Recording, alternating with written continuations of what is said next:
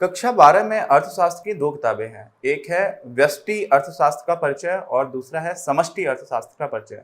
अब व्यष्टि और समष्टि में कंफ्यूज ना हो तो इसको ध्यान रखने के लिए हमारे एक पूर्व प्रधानमंत्री थे श्री अटल बिहारी वाजपेयी, उनकी कविता है और उसकी कविता में एक लाइन आती है।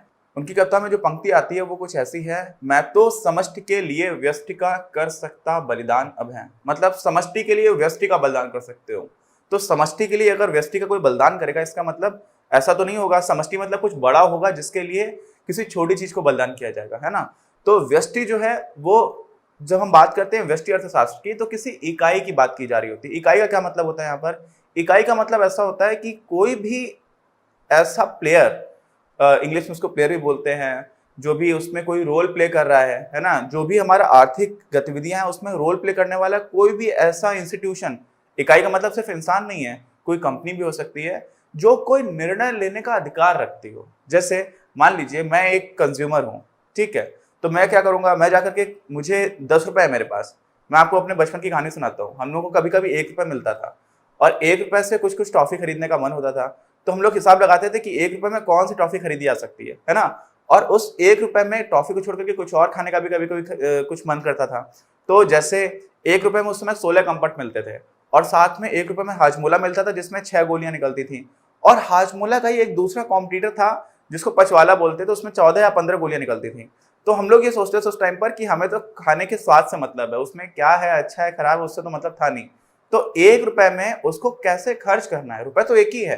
तो जो मेरे पास संसाधन थे वो सीमित थे और उन सीमित संसाधनों से बहुत सारी चीजें हैं जो खरीदी जा सकती हैं, लेकिन एक ही चीज खरीदनी है मुझे। 1 रुपए में आप कंफर्ट भी खरीद सकते हो, 1 रुपए में हाजमोला भी खरीद सकते हो, 1 रुपए में पचवाला भी खरीद सकते हो। तो हम लोग, आप भी ऐसा करते होंगे कि आप भी जब निर्णय ले रहे हैं कि उस संसाधन को कैसे खर्च किया जाए, तो वो निर्णय लेने की जो भी क्षमता रखता है उसको हम लोग यहाँ पर इकाई बोलते हैं। तो इन सारी इकाइयों को हम लोग पढ़ते हैं व्यष्टि अर्थशास्त्र में, ठीक है। और जैसे कि कविता में था कि व्यष्टि का बलिदान किया जा सकता है समष्टि के लिए, वैसा अर्थशास्त्र में नहीं है। वैसा इसलिए नहीं है क्योंकि व्यष्टि को मिलाकर के ही वहां पर समष्टि बन रहा है, ठीक है। लेकिन समष्टि को पढ़ने का जो अलग कारण है वो जो हम समष्टि अर्थशास्त्र की बात करेंगे तो उसमें हम लोग ठीक से डिटेल में देखेंगे। लेकिन अभी के लिए समष्टि आप ऐसे समझ लीजिए कि बहुत सारी वस्तुएं हैं और बहुत सारी सेवाएं हैं, वो कई बार एक ही दिशा में काम कर रही होती है। जैसे कोई भी आर्थिक परिवर्तन हुआ, आर्थिक परिवर्तन किस तरह का हो सकता है, मान लीजिए किसी देश में युद्ध हो जाए तो उस देश पे आर्थिक हमला हो रहा है, आर्थिक हमला भी हो रहा होता है क्योंकि उसका काफी बड़ा संसाधन जाने लग जाता है किसमें, युद्ध को लड़ने में। साथ में हो सकता है उसकी कई सेवाएं बाधित हो जाए इस वजह से। ऐसे ही दूसरा आर्थिक परिवर्तन है जिसमें जो हमारी केंद्रीय बैंक है, हमारी केंद्रीय बैंक कौन सी है, RBI, reserve bank of India, वो कुछ कुछ ब्याज दरों में परिवर्तन कर सकती है। आप शायद अखबारों में पढ़ते होंगे कि रेपो दर में कटौती की गई, खासतौर से जब किसी भी अर्थव्यवस्था में इकोनॉमिक स्लो डाउन हो रहा होता है, मतलब अर्थव्यवस्था के विकास की गति धीमी हो रही होती है, उस समय पर आरबीआई रेपो रेट की दर को कम कर देता है। वो क्यों कम करता है ये हम आगे पढ़ेंगे, ठीक है। तो आज हमें करना क्या है, एक सामान्य अर्थव्यवस्था जो है उसमें क्या क्या होता है, क्या क्या नहीं होता है, इसी को अपने इस वीडियो में हम जानेंगे। आप ऐसे सोचिए कि आप जिस दिन घर पे सुबह सुबह उठे तो सुबह सुबह उठने से लेकर के रात सोने तक आप सोचिए कि आपको कितनी सारी वस्तुओं और सेवाओं की जरूरत पड़ती है। आप सुबह उठे, सबसे पहले आपको टूथपेस्ट की जरूरत पड़ी, है ना, आपको ब्रश करना है, या फिर दंत मंजन की जरूरत पड़ी क्योंकि आपके पास दांत को मांजने के लिए कुछ तो होना चाहिए, दांत साफ करने के लिए। तो वो भी कोई ऐसी वस्तु थी जो आपने नहीं बनाई थी, है ना, आपके घर में भी हो सकता है किसी ने ना बनाई हो, आप उसको बाजार से लेकर के आए थे। उसके बाद फिर क्या हुआ, आप नाश्ता करने जा रहे हैं, तो हो सकता है नाश्ते के लिए आपके यहाँ घर पे रोटी बन रही हो, गेहूं के आटे की जरूरत हो। तो अगर गेहूं आपके घर में हो भी रहा है, मान लीजिए बहुत सारे हमारे देश में आज भी किसान हैं जिनके घर में गेहूं होता है, लेकिन उस गेहूं को पिसाने के लिए आप किसी दुकान पर गए थे, है ना।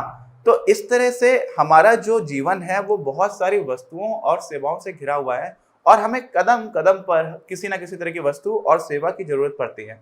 और अगर आप लिस्ट बनाना स्टार्ट करेंगे कि हमें ये भी चाहिए है और ये भी चाहिए और ये भी चाहिए है, तो हम लोग अपना जो भारतीय दर्शन है उसमें भी कहा जाता है कि इच्छाओं का कोई अंत है नहीं। और अगर इच्छाओं का अंत नहीं है तो उन इच्छाओं को पूरी करने वाली वस्तुओं और सेवाओं की लिस्ट अगर आप बनाएंगे तो उनका भी अंत नहीं होगा। लेकिन उन सेवाओं, उन वस्तुओं को ले पाने के लिए जिन संसाधनों की आवश्यकता है, मेन आज के टर्म्स में कहा जा सकता है कि पैसे की जो जरूरत है वो सारे लोगों के पास बहुत सीमित है। बाकी रिसोर्सेज भी होते हैं, सिर्फ पैसा ही एकमात्र रिसोर्स नहीं है, बाकी रिसोर्सेज पे होते हैं। कई बार ऐसा है कि आपकी इच्छा है लेकिन आपके पास उतना समय नहीं है। तो उन सारे संसाधनों की वजह से आप करते क्या है कि ये माना जाता है कि जितने वस्तुओं की आपको जरूरत है, जितने सेवाओं की आपको जरूरत है, उतने को लेने के लिए आपके पास संसाधन है नहीं। और ऐसा नहीं है कि कोई बहुत अमीर आदमी है उसके पास सब कुछ लेने के संसाधन होंगे, किसी भी इंसान के पास नहीं हो सकते हैं। जिस जिस तरह की भी वस्तु या फिर संसाधन की आवश्यकता है, सेवाओं की आवश्यकता है किसी को भी, वो सारी की सारी नहीं ले सकता है बहुत सारे संसाधनों में कमी की वजह से। और ये हमारे अर्थशास्त्र का एक फंडामेंटल अजम्पशन है ना। फंडामेंटल अजम्पशन का मतलब क्या हुआ? फंडामेंटल अजम्पशन का मतलब है कि ये मूलभूत रूप से ऐसा माना जाता है। और वास्तव में जब हम आर्थिक गतिविधियों को देखते हैं तो बहुत हद तक ये सच है। अगर आप इसमें दर्शन को लेकर के आ जाएंगे, बहुत सारे हमारे यहाँ पर बाबा लोग होते हैं, वो कहते हैं हमें जरूरत ही नहीं है। कई लोग आजकल इस तरह की भी बात करते हैं, all you need is less, है ना। मतलब क्या होता है उसका कि आपको बहुत कम की ही जरूरत है। वो गाना था ना अपने आप, थोड़ा है थोड़े की जरूरत है। तो अगर आप दर्शन से देखना स्टार्ट करेंगे तो फिर आपको ये थोड़ा सा अजीब लग सकता है, लेकिन आर्थिक रूप से अगर आप देखेंगे तो आपको समझ में आएगा कि जितने भी संसाधन हमारे पास हैं उससे कहीं ज्यादा हमारी आवश्यकताएं हैं। और इस वजह से पहला एक बहुत ही महत्वपूर्ण फंडामेंटल अजम्पशन जो इकोनॉमिक्स का बनता है वो बनता है स्कैर्सिटी ऑफ रिसोर्सेस, मतलब संसाधनों की कमी। और ये सभी के साथ होती है। अब एक उदाहरण हमारी किताब में दिया गया है जिसमें हम किसी किसान के परिवार की बात करते हैं। ध्यान रखिएगा, यहाँ पर सिर्फ एक किसान की बात नहीं कर रहे हैं, उसके परिवार की बात कर रहे हैं। तो उस किसान के पास क्या क्या संसाधन हो सकते हैं? थोड़ी सी जमीन हो सकती है जहां पर वो खेती करता है, बैलों का एक जोड़ा हो सकता है, थोड़ा हल हो सकता है, और इस तरह के जो भी टूल्स यानी कि जिन जिन औजारों की इनकी जरूरत पड़ती है खेती करने के लिए, वो सारे हो सकते हैं। और उसके साथ में उसके परिवार में कुछ लोग हो सकते हैं जो वहां पर आर्थिक रूप से कुछ ऐसा काम कर रहे हो जिसकी आर्थिक वैल्यू हो। मतलब ये है, जैसे मान लीजिए मेरे घर में मेरी मम्मी रोटी बना रही हैं, तो वो जो रोटी बना रही हैं उसके लिए उनको मैं कोई पैसे नहीं दे रहा हूँ, तो उनकी जो मेहनत है अर्थशास्त्र में उसको श्रम नहीं बोलते हैं।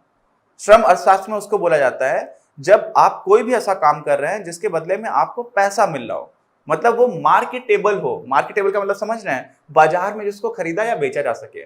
तो जो किसान का परिवार है उसमें बहुत सारी ऐसी गतिविधियां हो रही होंगी, बहुत सारे लोग ऐसा काम कर रहे होंगे जो आपस में घर में ही खर्च हो जा रहा है। लेकिन वही लोग किसान के परिवार के कई लोग ऐसे होंगे जो खेत में काम करते होंगे, और उनके खेत में काम करने की वजह से काफी जो भी पैदावार हो रही है उनकी, उसको बाजार में बेचा जा सकता है। तो इस वजह से उस किसान परिवार के पास एक तरह से श्रम का भी एक संसाधन है, क्योंकि वहां पर श्रम करने वाले लोग मौजूद हैं। तो ये सारे उसके पास संसाधन है, लेकिन क्या इस सारे संसाधनों से उसकी सारी आवश्यकताएं पूरी हो सकती हैं? नहीं हो सकती हैं। यही हम लोगों ने अभी थोड़ी देर पहले बात की थी। इसी तरह से मान लीजिए कि कोई टीचर है, जैसे मैं मान लीजिए एक टीचर हूँ, तो जो अध्यापक है उसके पास तो जैसे किसान के पास क्या क्या था, हल था या कुछ ऐसे संसाधन थे, बैलों की जोड़ी थी। लेकिन टीचर के पास तो हो सकता है कुछ भी ना हो। अभी जैसे मैं खड़े होकर के बता रहा हूँ तो निश्चित रूप से कुछ संसाधन है, तभी मैं आप तक अपनी बात पहुंचा पा रहा हूँ। लेकिन हो सकता है कि मैं गाँव में बैठा हूँ या कहीं पर मेरे सामने कुछ बच्चे आ गए, तो मैं उनसे बात करके भी उनको कुछ चीजें समझा सकता हूँ। तो वैसी स्थिति में मेरे पास कोई ऐसा संसाधन नहीं है सिवाय मेरे उस स्किल के। स्किल इंडिया एक प्रोग्राम चल रहा है भारत सरकार का, आपने सुना होगा उसके बारे में। स्किल का मतलब क्या होता है कि आपके पास कोई एक कौशल है, और उस कौशल को भी एक तरह का संसाधन कहा जाता है। और आपको सच्चाई बताऊं, आज हमारे देश में या पूरी दुनिया में जो अर्थव्यवस्था है उसमें कौशल का बहुत महत्व है। पहले कहा जाता था कि जो आर्थिक जो भी पैसा है पूरी दुनिया का, उसको सोने से तुलना की जाती थी कि सोना बहुत है तो बहुत पैसा है। आज जो पैसा माना जाता है वो हमारे वैज्ञानिकों के दिमाग का पैसा है। वो हमारे यहाँ पर जो अभी सब लोग हॉलीवुड को जानते हैं पूरी दुनिया में। हॉलीवुड क्या है? कुछ ऐसे डायरेक्टर्स हैं, कुछ ऐसे स्टोरी राइटर्स हैं, कहानी लिखने वाले लोग हैं, अच्छी एक्टिंग करने वाले लोग हैं, उन लोगों का एक ग्रुप है। और वो लोग अपनी कुछ मूवी बनाते हैं और पूरी दुनिया में चलती है। वो हमारे भारत में बहुत सारे ऐसे लोग हैं जो इंग्लिश बहुत अच्छे से नहीं समझते हैं, तो वही मूवी उन्होंने जो बनाया है वो देखने के लिए पैसे देते हैं और उसको हिंदी या किसी दूसरी भाषा में भी देखते हैं। तो आजकल जो पैसा चल रहा है ना, वो आपके कौशल के दम पर चल रहा है, और इसीलिए कौशल का इतना ज्यादा महत्व है। तो कई बार ऐसा लग सकता है ऊपर ऊपर से देखने पर कि यहाँ पर कुछ टेंजिबल नहीं है। टेंजिबल मतलब समझ रहे हैं? टेंजिबल मतलब जिसको छुआ जा सके, जिसको देखा जा सके। जैसे हल है किसान के पास, बैलों की जोड़ी है, उसको आप देख सकते हैं। लेकिन एक डॉक्टर को क्या क्या पता है ये आप देख नहीं सकते। आप डॉक्टर के पास जाते हैं, उसको फीस देते हैं ना, फीस किस बात की देते हैं? फीस इस बात की देते हैं कि वो आपको एक प्रिस्क्रिप्शन देगा, वो आपको बताएगा कि आपको ये समस्या है, आप ये दवाई ले लीजिए। तो वो जिसका ज्ञान है वो आपको दिखेगा नहीं, वो उसका कौशल है। तो कई बार ऐसा मत समझिएगा अर्थव्यवस्था में कि जो चीजें दिखाई पड़ रही है सिर्फ वही महत्वपूर्ण है, बहुत सारी चीजें जो दिख नहीं रही है वो भी बहुत महत्वपूर्ण है जब हम संसाधनों की बात करते हैं। तो यहाँ पर हमारी जो बात समझ में आती है वो वहाँ पे एक थोड़ा सा डिफरेंस हमें दिख रहा है। कुछ ऐसे संसाधन है जिनको छुआ जा सकता है, उनको हम बोल देते हैं वस्तुएं, और कई ऐसी चीजें होती हैं जिनको हम छू नहीं सकते हैं। जैसे मान लीजिए कि आपके विद्यालय से आपका घर 3 किलोमीटर दूर है और उसके लिए आप रिक्शा करते हैं। तो जब आप रिक्शे पर बैठे तो ऐसा तो है नहीं कि आपने रिक्शा खरीद लिया, ऐसा भी नहीं कि रिक्शा चलाने वाला जो इंसान है उससे आपको हमेशा कुछ लेना देना रहेगा या आपके घर पर वो परमानेंट एम्प्लॉई हो। आपने क्या किया, उस इंसान की सेवा खरीद ली थोड़ी देर के लिए, तो उसने आपको कुछ सेवा दी और उसके बदले में आपने उसको रिक्शे का किराया दिया। तो कई बार ऐसा होता है कि हम अपनी अर्थव्यवस्था में जो भी हमारी आवश्यकताएं हैं उनको दो तरह से पूरा होता हुआ देखते हैं। ये बहुत ही महत्वपूर्ण है, इसलिए मैं इसको इतना धीरे धीरे धीरे करके आराम से बता रहा हूँ। एक होती है वस्तुएं और एक होती है सेवाएं। वस्तुएं ऐसी होती है जिनको आप छू सकते हो, महसूस कर सकते हो। जैसे आपने बिस्किट खाया तो बिस्किट एक वस्तु हो गई, आपने जूते पहने, जूता एक वस्तु हो गई। लेकिन आपको अपने घर से अपनी नानी के घर ट्रेन से जाना है, तो जब ट्रेन से आपने जो यात्रा की उसमें आपने कुछ खरीदा नहीं, कोई वस्तु नहीं खरीदी, आपने वहां पर एक सेवा खरीदी है। तो डॉक्टर के पास जाना, किसी अध्यापक के पास जाना, यात्रा करना, ये सारी क्या है, ये सारी की सारी क्या है, ये सेवाएं हैं। अब इसका मैं आपको एक बहुत शानदार उदाहरण देता हूँ। तो हमारे देश में एक अभिनेता है राहुल बोस, वो एक होटल में गए, 5 स्टार होटल में रुके हुए थे। तो उन्होंने 2 केले मंगवाए और उन 2 केले को जब उन्होंने बिल देखा तो उसमें कुछ 700-800 रुपए, कुछ ऐसा बिल था, मुझे एग्जैक्टली याद नहीं, बट 500-600 रुपए के आसपास 2 केले की कीमत थी। तो उन्होंने ये चीज अपने ट्विटर अकाउंट पर डाल दी। तो जब उन्होंने ट्विटर पर ये डाल दिया तो उस पर पूरे देश में बहस होने लगी और जो होटल था उसके ऊपर एक फाइन भी लगाया गया कि आप 2 केले इतना महंगा कैसे चार्ज कर सकते हो, और उसमें हमारे जीएसटी और इस तरह की बहुत सारी चीजें लगती हैं। तो जीएसटी लगने में भी हमारे देश में थोड़ी कठिन हो सकता है, लेकिन आप समझेंगे तो आपको इंटरेस्टिंग भी लगेगा, चीजें समझ में भी आएंगी। होता क्या है कि केले या जो चीजें एकदम रॉ मटेरियल है, रॉ मटेरियल मतलब जो कच्चा माल है, जैसे केला है, जो सीधी सीधी उपज है, उसके ऊपर हमारे देश में भी जीएसटी नहीं लगता है ना, क्योंकि केले तो जमीन से हो रहे हैं और मुख्य रूप से किसान उगा रहे हैं। लेकिन वहां पर उन्होंने उस पर जीएसटी भी लगाया हुआ था।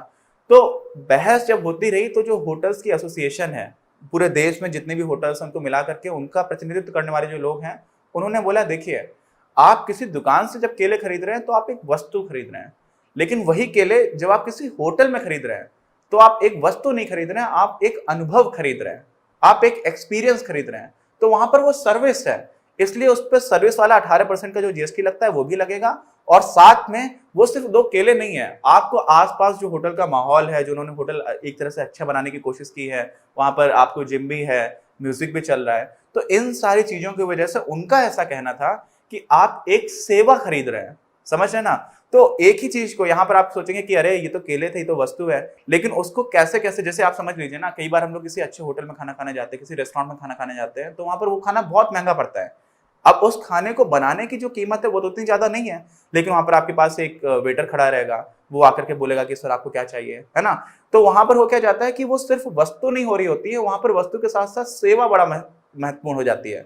तो इस तरह का डिस्टिंक्शन भी कई बार हमें करना पड़ जाता है। लेकिन अभी के लिए आप समझ लीजिए, सिंप्लिसिटी के लिए, आसानी के लिए, कि वस्तु कोई ऐसी चीज है जिसको आप छू करके देख सकते हो, छुआ है, उसको महसूस कर पा रहे हो, आप उसको कंज्यूम कर पा रहे हो, वो टेंजिबल है। और सेवा ऐसा है जिसको आप उस तरह से कंज्यूम नहीं कर रहे हो, उसका भी आप खपत कर रहे हो, उसका भी उपभोग कर रहे हो, लेकिन उसको डायरेक्टली छुआ नहीं जा रहा है। तो ये एक बहुत महत्वपूर्ण कॉन्सेप्ट है जो आप सभी को ठीक से समझ में आना चाहिए। अगर आपको ये वीडियो पसंद आया तो प्लीज इसे अपने दोस्तों के साथ शेयर करें, लाइक करें, आपके अपने चैनल अपनी क्लास को सब्सक्राइब करें और बेल आइकन को प्रेस करना ना भूलें। Thank you very much, have a nice day.